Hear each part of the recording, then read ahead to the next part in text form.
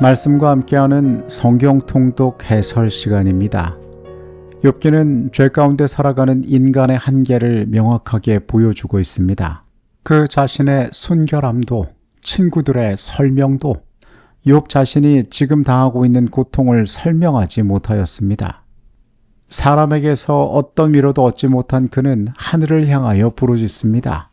그리고 그 자신을 위하여 중보자께서 서셔서 자신의 모든 것들을 신원해 주실 것을 간절하게 구합니다.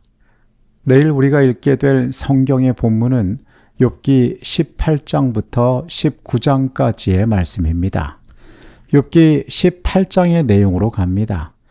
너희가 어느 때에 가서 말의 끝을 맺겠느냐? 깨달으라. 그 후에 우리가 말하리라.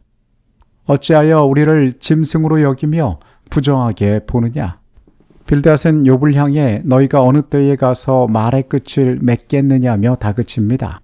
욥이 어찌하여 친구들을 짐승처럼 여기고 부정하게 보느냐고 화를 내고 욥이 분노하여 자기 자신을 찢는다고 해서 땅이 버림을 받거나 바위가 옮겨지겠냐고 비웃습니다.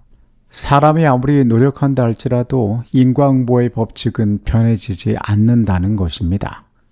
그는 광명으로부터 흑암으로 쫓겨 들어가며 세상에서 쫓겨날 것이며 그는 백성 가운데 후손도 없고 후에도 없을 것이며 그가 거하던 곳은 남은 자가 한 사람도 없을 것이라. 빌닷은 악인이 당할 비극을 온갖 종류의 사냥도구를 사용하여 시각적으로 묘사하고 있습니다. 악인의 빛은 꺼지고 그의 발은 스스로 그물에 걸리며 무서운 공포가 사방에서 그를 쫓아낼 것입니다. 그의 뿌리는 밑에서 마르고 가지는 위에서 자랄 것이며 그의 이름은 세상에 잊혀지고 자손도 남지 않을 것이라고 선포합니다. 마지막으로 하나님을 알지 못하는 자의 처소도 이러하니라고 욥에게 말합니다. 빌닷이 언급한 비극적인 상황은 지금 현재 욥이 겪고 있는 외적 상황과 매우 일치하는 것이었습니다. 그의 주장대로라면 그의 판단은 정확할지 모르겠지만은 욥의 친구로서 욥에게 위로가 되지는 못하는 것이었습니다. 그는 욥의 죄를 지적하고 그를 정죄하여 그를 아프게 하고 있었기 때문입니다.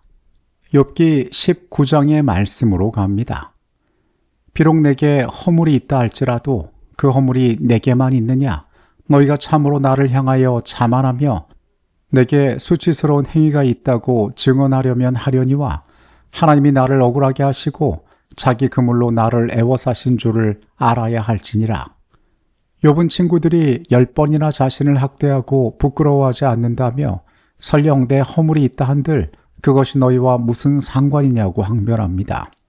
자신을 얽어매신 분은 친구들의 논리 때문이 아니라 오직 하나님이 자신을 억울하게 하시고 그의 그물로 애워싸셨기 때문이라고 선언합니다. 나의 가까운 친구들이 나를 미워하여 내가 사랑하는 사람들이 돌이켜 나의 원수가 되었구나. 내 피부와 살이 뼈에 붙었고 남은 것은 겨우 잇몸뿐이로구나. 나의 친구야, 너희는 나를 불쌍히 여겨다오. 나를 불쌍히 여겨다오. 하나님의 손이 나를 치셨구나. 욥은 하나님이 자신의 길을 막아 어둡게 하셨고 멸관을 머리에서 벗기셨다고 단식합니다. 더 비참한 것은 사회적 가정적 고립이었습니다. 형제들이 떠나고 친척과 가까운 친구들이 자신을 잊었으며 집의 종들과 아내마저도 자신의 숨소리를 싫어하고 아이들까지 자신을 업신여긴다 말합니다. 욥은 내 살과 뼈가 붙었고 남은 것은 겨우 가죽뿐이로구나라며 친구들에게 자신을 불쌍히 여겨달라고 눈물로 호소합니다. 내가 알기에는 나의 대속자가 살아계시니 마침내 그가 땅 위에 서실 것이라. 내 가죽이 벗김을 당한 뒤에도 내가 육체 밖에서 하나님을 보리라. 내가 그를 보리니 내 눈으로 그를 보기를 낯선 사람처럼 하지 않을 것이라. 내 마음이 초조하구나. 바로 이런 극단의 절망 속에서 우리는 욥의 위대한 신앙 고백을 듣게 됩니다. 내가 알기에는 나의 구속주가 살아계시다. 마침내 그가 이 땅 위에 서실 것이다 라고 그는 고백합니다. 그는 자신이 죽어서 가죽이 벗김을 당한 뒤에도 그 육체 밖에서 하나님을 볼 것이라고 말합니다. 그의 친구들이 이해하지 못하는, 그리고 그 자신조차 보지 못하는 그 구속자께서 모든 것들을 공의 가운데 판단하실 것임을 이야기합니다.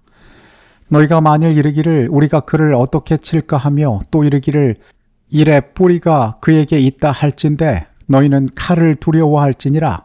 분노는 칼의 형벌을 부르나니 너희가 심판장이 있는 줄을 알게 되리라. 욥은 마지막으로 친구를 향해 너희가 어찌하여 욥을 칠까 하며 고난의 원인을 내 속에서 찾으려 하느냐고 책망합니다. 너희야말로 악인을 심판하시는 분노의 칼을 두려워해야 할 것이며 반드시 심판의 날이 있음을 그들에게 알리며 그의 답변을 마칩니다.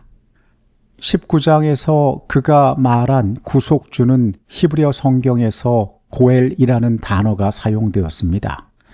이 고엘이란 단어는 고대 이스라엘 사회에서 친족을 대신해 빚을 갚아주고 억울함을 풀어주며 기업을 모르는 기업 물을 자를 뜻합니다. 욥은 지상의 모든 인간관계가 끊어지고 그의 육신마저 상하여 뼈만 남은 비참한 상태에서 성령의 초자연적인 조명을 통해 장차 이 땅 위에 육신을 입고 오셔서 사단의 모든 고소를 깨뜨리고 자신의 억울함을 풀어주실 인류의 참된 고엘 예수 그리스도를 바라보게 되었습니다. 또한 죽어서 가죽이 썩은 후에도 부활한 몸으로 하나님을 대면하여 볼 것이라는 그의 부활의 확신은 하나님 안에 살아가는 백성들이 이 생의 죄 가운데에서 고통당하고 쓰러지고 심지어 죽임을 당할지라도 하나님께서 우리에게 영원한 생명을 약속하신다는 소망을 갖게 합니다.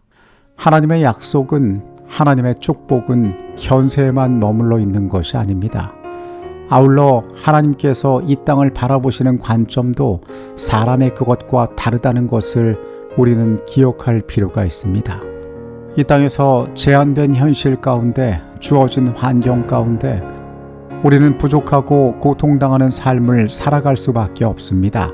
그러나 욥이 구속자를 구하였던 것처럼 고엘, 즉 기업을 물을 자 되신 그분께서 우리 대신 값을 지불하시고 우리의 억울함을 풀어주시고 우리를 회복시키고 새롭게 하셨음을 오늘 우리가 감사하며 기억하게 되시기를 바라겠습니다. 내일 이어지는 말씀으로 다시 찾아오도록 하겠습니다. 하나님, 주께서 우리의 구속주가 되심을 우리가 기억하게 하여 주시옵소서. 속절없는 우리의 삶에 다가오셔서 우리로 하여금 새롭게 하신 주의 은혜를 우리가 언제나 잊지 않게 하여 주시옵소서. 우리의 처음이 어떠했으며 지금 얼마나 연약한 가운데 있는지, 우리에게 얼마나 소망이 없는지를 먼저 발견하게 하여 주시옵소서. 가장 겸손하고 가장 낮은 모습으로 주님 앞에 간구하는 자들 또한 되게 하여 주시옵소서. 예수 그리스도 이름으로 기도합니다. 아멘.